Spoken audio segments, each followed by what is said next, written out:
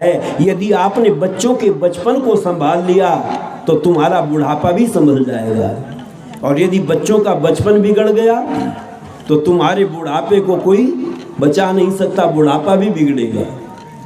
इसलिए ऋषि दान जी महाराज ने एक पुस्तक लिखी और उस पुस्तक का नाम रखा सत्यार्थ प्रकाश। आप कहेंगे सत्यार्थ प्रकाश में क्या लिखते हैं ऋषि दान जी महाराज? कि सत्यार्थ प्रकाश खजाना नहीं जिसने इसे पहचाना, वो रोता दिया दिखाई मैं लुट गया, मैं लुट गया हाय दुहाई, मैं लुट गया हाय दुहाई। सत्यार्थ प्रकाश खजाना नहीं जिसने इसे पहचाना, वो रोता दिया दिखाई मैं लुट गया, मैं लुट गया हाय दुहाई, मैं लुट गया हाय दुहाई। पहले समुल्लास के अंदर ईश्वर को दर्शाया, ईश्वर को बतलाया। पहले समुल्लास के अंदर ईश्वर को बतलाया, ईश्वर को दर्शाया। गौणिक नाम अनेकों किंतु मुख्य ओम बताया, मुख्य ओम बताया। छोड़ के सच्चे ईश्वर को पूजी संतोषी मान, मैं लुट गया, मैं लुट गया हाय दुहाई, मैं लुट गया हाय दुहाई। पहले समुल्लास में ऋषि दान जी महाराज कहते हैं तुम सबसे पहले परमात्मा को जानने का प्रयत्न करना। क्यों जी, आजकल लोग परमात्मा को मानते हैं या किसी और को मानते हैं? जरा सोच करके देख।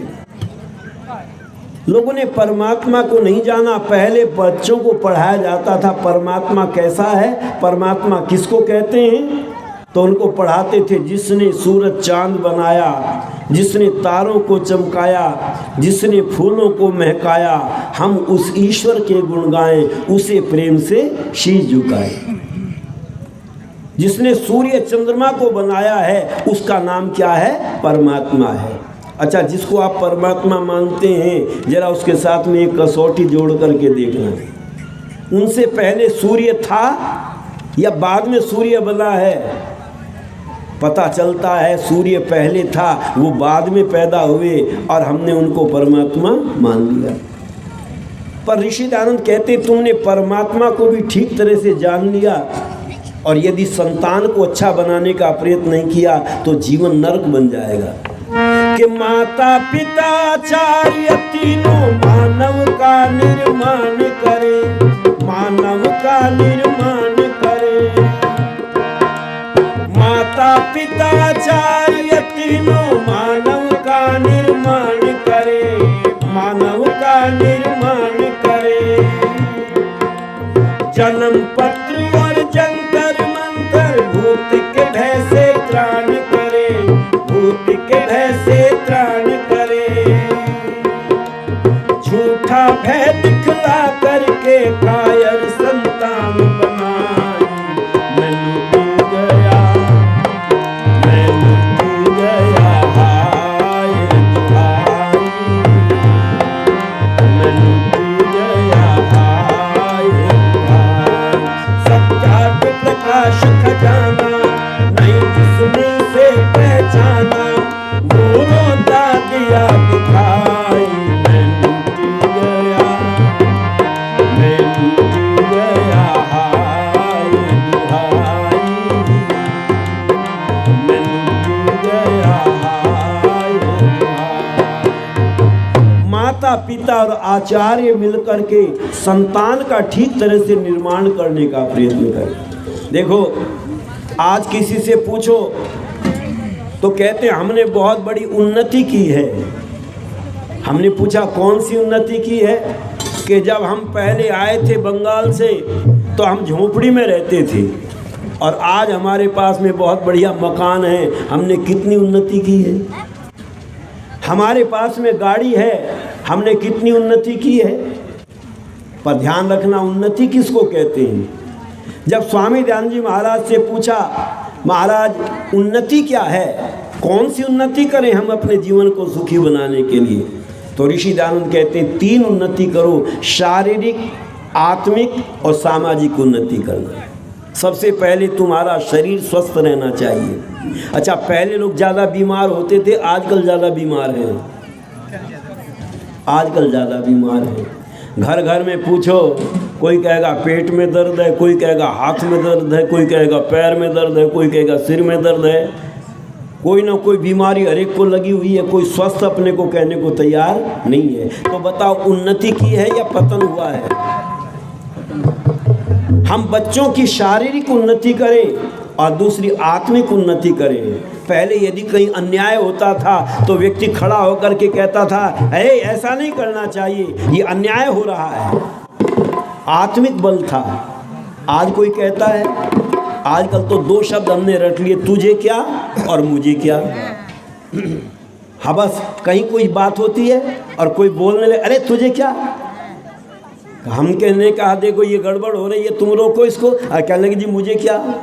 भाई ये 2 शब्द हमने रट लिए। आज व्यक्ति अन्याय का विरोध करने को तैयार नहीं है। आत्मिक बल लोगों का मर गया है।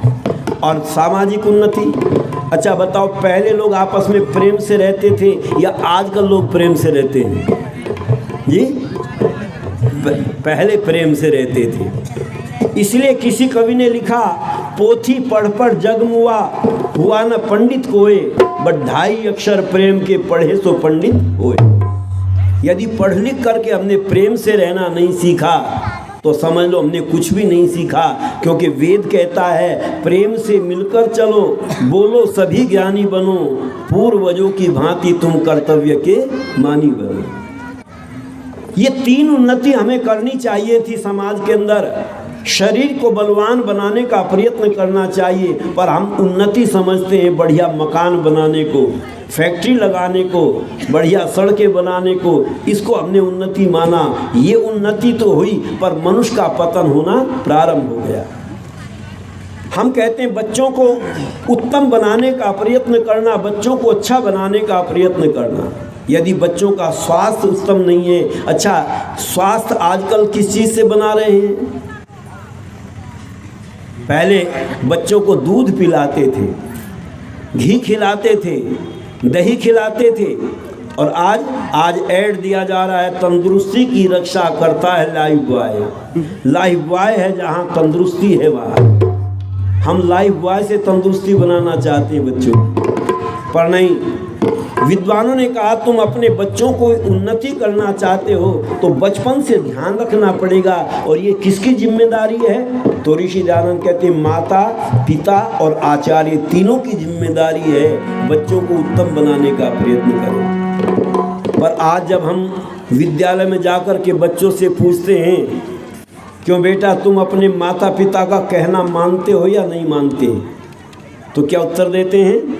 मानते हैं। और जब हम शाम को आकर के, जैसे यहाँ कार्यक्रम होता है, परिवारों में जाकर के पूछते हैं, ये बताओ तुम्हारे बच्चे तुम्हारा कहना मानते हैं या नहीं मानते, तो क्या उत्तर मिलता है जी? आप ही बताओ क्या उत्तर दोगे? नहीं मानते। हमने एक परिवार में पूछा, तुम्हारे बच्चे तुम्हारा कहना मानते हैं या नहीं मानते, तो कहने लगे, जी कौन किसकी बात मानता है, अब तो कलयुग है। और उन्होंने कहा कि अब कोई कहना नहीं मानता। पर मैंने पूछा क्यों नहीं मानता कहना, उसका कोई कारण तो होगा।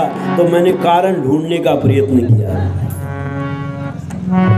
मेरे पुत्र कहना नहीं मानते हैं, कारण है क्या ये नहीं जानते हैं। मेरे पुत्र कहना नहीं मानते हैं, कारण है क्या ये नहीं जानते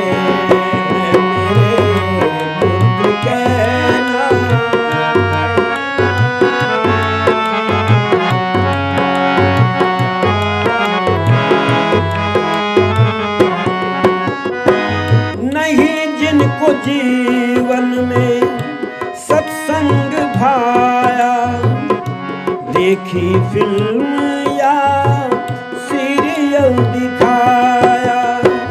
नहीं जिनको जीवन में सत्संग भाया, देखी फिल्म या सीरियल दिखाया।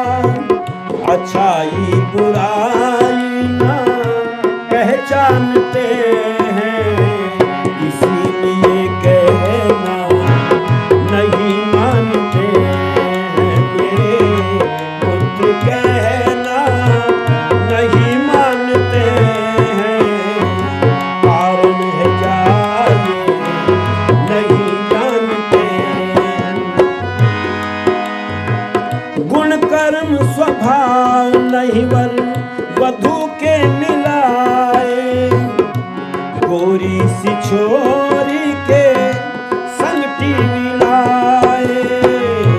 गोरी सी छोरी के संग टीवी लाए, फिर भी तीर तानों के ही तानते हैं, इसीलिए कहना नहीं मानते हैं। मेरे पुत्र कहना नहीं मानते हैं, कारण है जाए नहीं जानते। न कर पाए एक दूसरे की बड़ाई, बच्चों को घर की सुनाई लड़ाई। न कर पाए एक दूसरे की बड़ाई, बच्चों को घर की सुनाई लड़ाई। हर दम लड़ाई की ही ठानते हैं, इसीलिए कहना नहीं मानते हैं। मेरे पुत्र कहना नहीं मानते हैं, कारण है जाए नहीं जानते। हमने का कारण वैदिक सिद्धांतों को, वैदिक भजनों को, वैदिक ज्ञान को प्राप्त करने के लिए आप वैदिक राष्ट्र यूट्यूब चैनल को सब्सक्राइब करें, लाइक करें और अपने कमेंट्स सुझाव देते रहें। आपका बहुत बहुत धन्यवाद।